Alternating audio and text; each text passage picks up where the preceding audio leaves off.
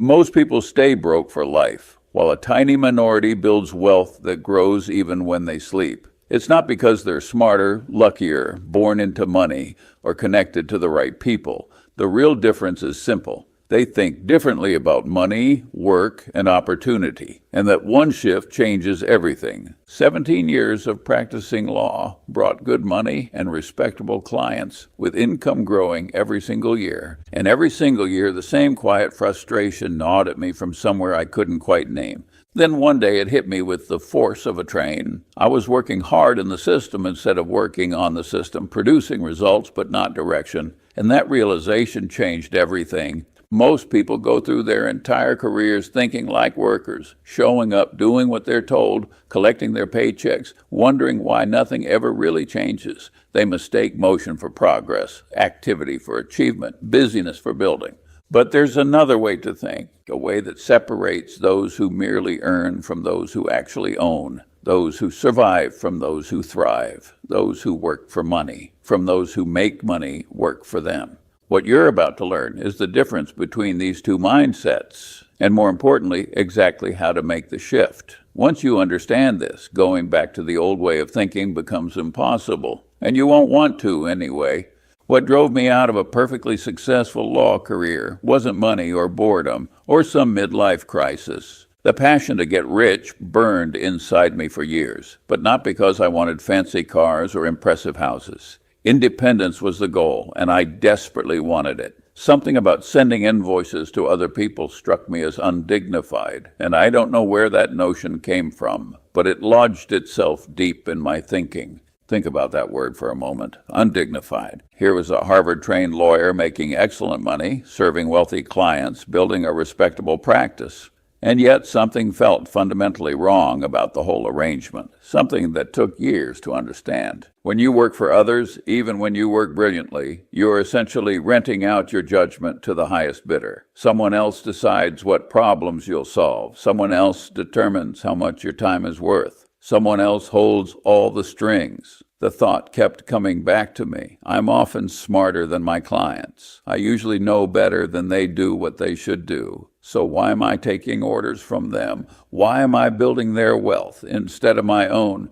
The worker thinks about how to do the job better. The owner questions why they're doing the job in the first place. That distinction isn't small. It's the whole game. You can grind your whole life and end up with nothing to show for it, not because you lacked effort or skill, but because you operated under the wrong model entirely. Workers sell time while owners buy it. Workers optimize for efficiency while owners optimize for leverage. Workers ask how to get things done faster while owners ask how things can get done without them. Selling time creates a brutal mathematical ceiling that your biology enforces. 16 hours of work is possible, but 32 is not, and your income stays bounded by the hours you can physically function. But owning assets that produce removes that ceiling completely, because a business can run while you sleep, an investment can compound while you vacation, a system can multiply while your mind focuses elsewhere. Those successful years at my law firm never satisfied me because I liked figuring things out and making bets, preferred making decisions and gambling my own money.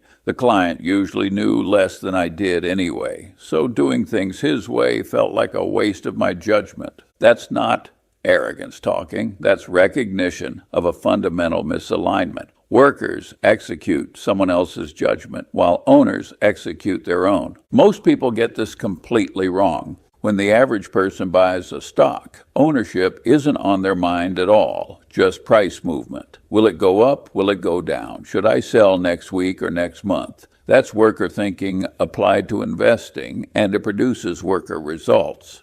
Owners think differently, asking what business they're actually buying, what competitive advantages it holds, what it will produce over the next 20 years. Buying a business just because it's undervalued means worrying about selling it when it reaches intrinsic value, and that's hard. But buying a few great companies means you can sit on your ass, and that's a good thing. Most people don't grasp what that really means. Finding a truly excellent business removes the need for constant decisions, removes the need to time the market, Removes the need to watch the ticker every day. You just own it and let compounding do its work. A great company keeps working when you're not, will eventually earn more and more while you're sitting and doing nothing. And a mediocre company simply won't do that. The trader stays exhausted from always working, always watching, always stressing about the next move. The owner builds and compounds, letting time do the heavy lifting. One approach drains you, while the other elevates you. An old story comes to mind often. Two bricklayers work side by side, and someone asks the first one what he's doing. Laying bricks, he answers. The same question goes to the second one, and his response is different. Building a cathedral.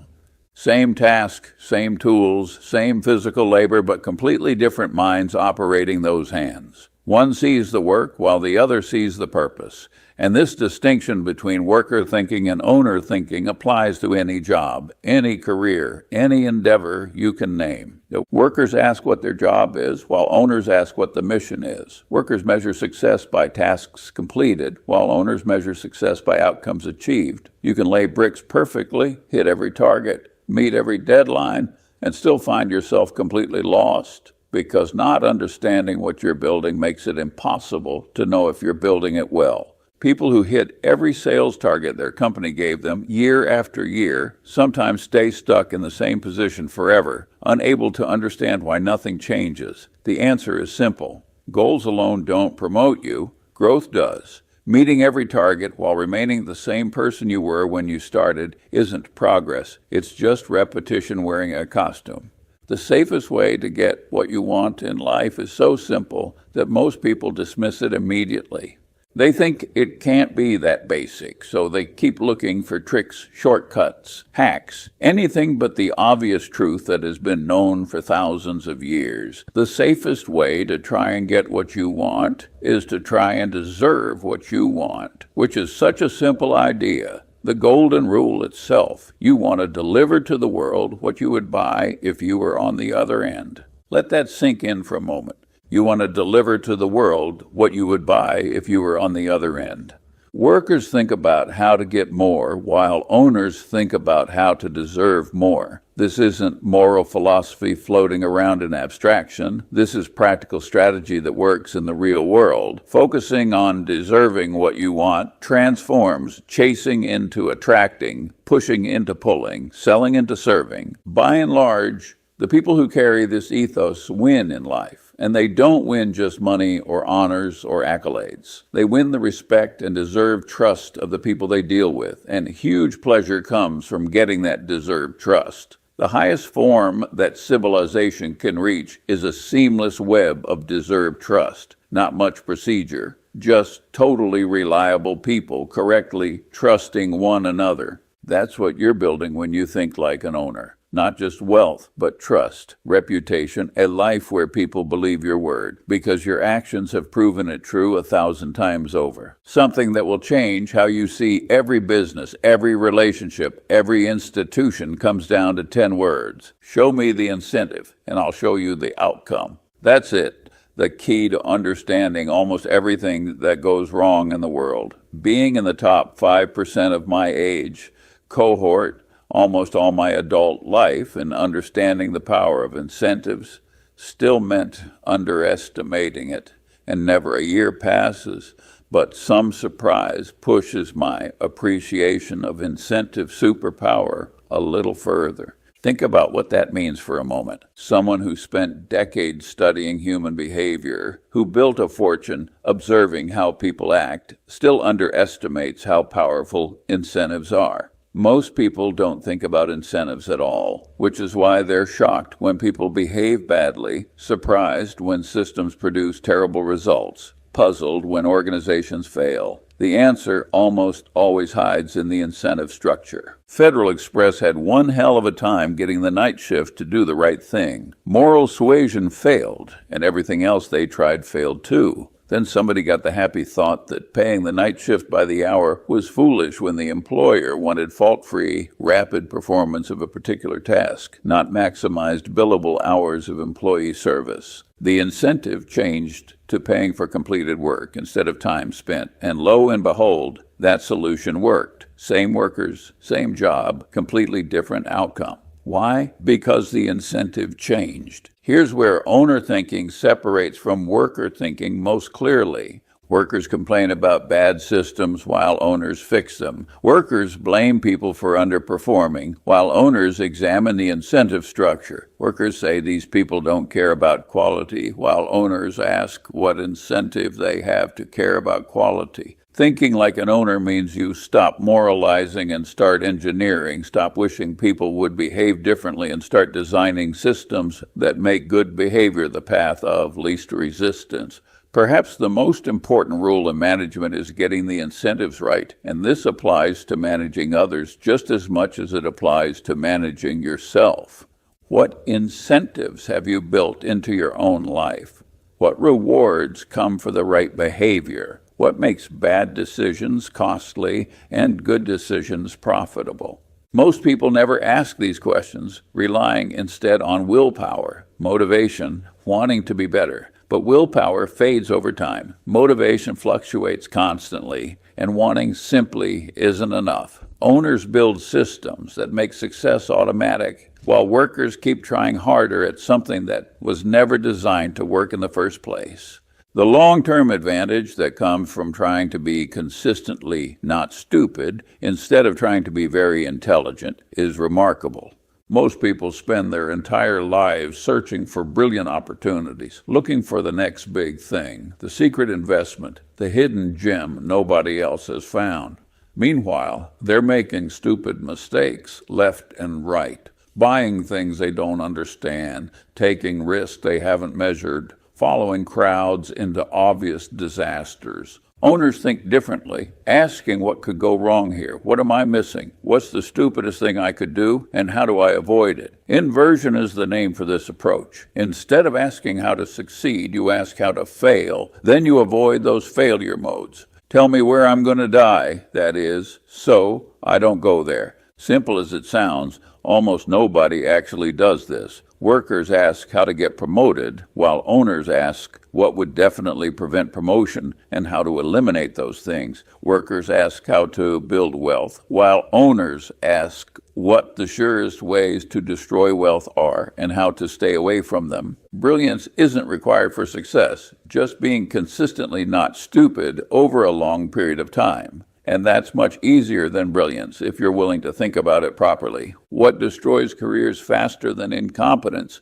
comes down to one habit: being unreliable and not faithfully doing what you have engaged to do will, if you master this one habit alone, more than counterbalance the combined effect of all your virtues, however great they might be. Listen to that again. One habit, unreliability, can outweigh all your talents combined. Smart, creative, hardworking, charismatic. None of it matters if people cannot count on you. If you like being distrusted and excluded from the best human contribution and company, this prescription is for you. Master this one habit, and you can always play the role of the hare in the fable, except that instead of being outrun by one fine turtle, you will be outrun by hordes and hordes of mediocre turtles, and even by some mediocre turtles on crutches. Owners understand that reputation is everything. Reputation and integrity are your most valuable assets, and they can be lost in a heartbeat. 20 years of building trust can be destroyed in 20 minutes, while the worker thinks only about the immediate task, the immediate reward, the immediate problem. Owners think in decades, asking what this decision will mean for reputation 5 years from now, 10 years from now, when looking back on life at 80 years old. A college roommate of mine was and is severely dyslexic, but he is perhaps the most reliable man I have ever known. His life has been wonderful so far. Outstanding wife and children, chief executive of a multi-billion-dollar corporation. Not despite his limitations, but because he compensated with absolute reliability. That's owner thinking. Play to your strengths, cover your weaknesses, and above all, be someone people can count on. The most destructive mindset I've ever observed comes disguised as truth. Whenever you think something or some person is ruining your life, it's you. A victimization mentality is so debilitating that it functions like a slow poison in the bloodstream. Smart people sabotage themselves with this thinking constantly, blaming the economy, blaming their boss, blaming their circumstances, blaming everyone and everything except the one person who can actually change their situation, themselves. Workers say the situation is unfair, while owners ask what they can do about it. Workers say someone should fix this, while owners say they'll start improving it. Feeling like a victim is a perfectly disastrous way to go through life. Taking the attitude that however bad it is in any way, it's always your fault and you just fix it as best you can. The so-called iron prescription actually works. This isn't about blame, it's about control. Because accepting responsibility gains power, while deflecting responsibility surrenders it. Victims wait forever for someone else to change their circumstances, while owners look constantly for what they can do next. Life will have terrible blows, horrible blows, unfair blows, and it doesn't matter because some people recover and others don't. The difference isn't luck or circumstances, it's mindset. Every mischance in life is an opportunity to behave well. Every mischance in life is an opportunity to learn something, and your duty is not to be submerged in self-pity, but to utilize the terrible blow in a constructive fashion. What separates those who rise from those who stagnate has nothing to do with raw intelligence. People rise in life constantly who are not the smartest, sometimes not even the most diligent, but they are learning machines who go to bed every night a little wiser than they were when they got up. And boy, does that help, particularly when you have a long run ahead of you. Workers think education ends when school ends, while owners know education never ends. In my whole life, I have known no wise people over a broad subject matter area who didn't read all the time. None. Zero. That's not hyperbole. That's observed fact from decades of studying successful people. You'd be amazed at how much Warren reads and at how much I read. My children laugh at me. They think I'm a book with a couple of legs sticking out. Workers ask what they need to know for this job, while owners ask what they need to know for their life. Wisdom acquisition is a moral duty, not something you do just to advance in life. And there's a corollary to that proposition, which is very important. It means you're hooked for lifetime learning, and without lifetime learning, you're not going to do very well. Here's the brutal truth. You are not going to get very far in life based on what you already know. The world changes constantly. Industries transform completely. What worked yesterday fails tomorrow. Stopping your learning means starting to fall behind. Owners treat every experience as education, every mistake as tuition, every challenge as curriculum. Spend each day trying to be a little wiser than you were when you woke up. Day by day, and at the end of the day, if you live long enough, like most people, you will get out of life what you deserve. Most experts become dangerous precisely because of their expertise. You've got to have multiple models in your head, because if you just have one or two that you're using, the nature of human psychology is such that you'll torture reality so that it fits your models. Workers know their specialty while owners know many fields. The old saying holds true. To the man with only a hammer, every problem looks like a nail. And that's a perfectly disastrous way to think, and a perfectly disastrous way to operate in the world.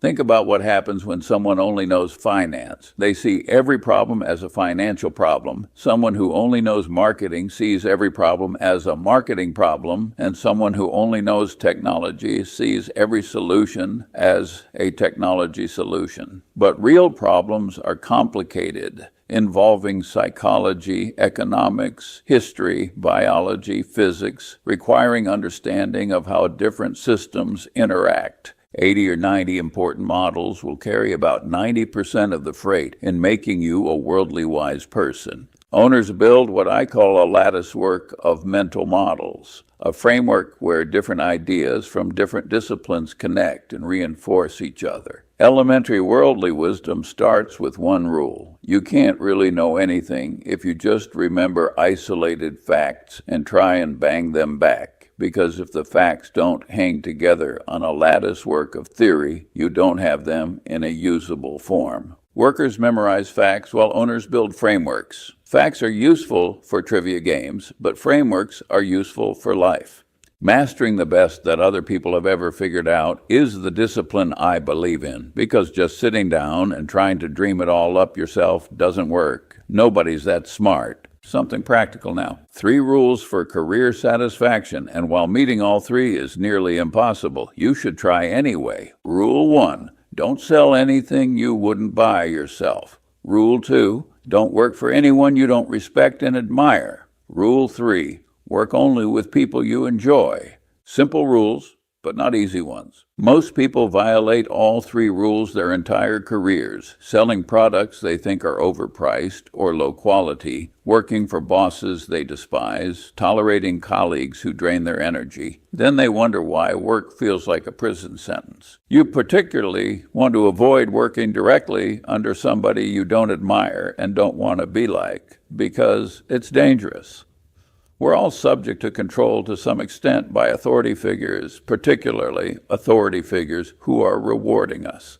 Think about what that means for your development. Your boss shapes you, not just your behavior, but your thinking, your values, your character. Working for someone you don't respect means slowly becoming someone you won't respect. Workers take any job that pays well, while owners ask what this job will make them become. If at all feasible, you want to maneuver yourself into doing something in which you have an intense interest alongside people whose company you enjoy. This isn't soft advice floating in some ideal world. This is strategic advice that works in the real one. When you love your work and respect your colleagues, you don't burn out, you don't cut corners, you don't watch the clock.